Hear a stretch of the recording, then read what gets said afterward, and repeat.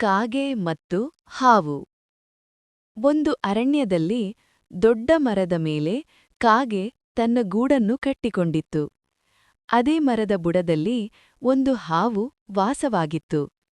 ಕಾಗೆ ಪ್ರತಿಬಾರಿ ಮೊಟ್ಟೆಯಿಟ್ಟರೂ ಕಾಗೆಗಳು ಇಲ್ಲದ ಸಮಯ ನೋಡಿಕೊಂಡು ಹಾವು ಬಂದು ಮೊಟ್ಟೆಗಳನ್ನು ತಿಂದು ಹೋಗುತ್ತಿತ್ತು.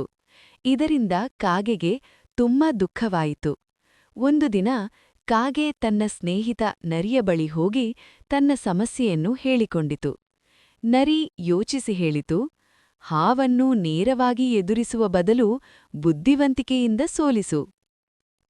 ನರಿಯ ಸಲಹೆಯಂತೆ ಕಾಗೆ ಅರಮನೆಯ ಬಳಿ ಹೋಗಿ ರಾಣಿ ಸ್ನಾನ ಮಾಡುತ್ತಿದ್ದಾಗ ಅಲ್ಲಿದ್ದ ಬಂಗಾರದ ಹಾರವನ್ನು ತೆಗೆದುಕೊಂಡು ಹಾರಿಹೋಯಿತು.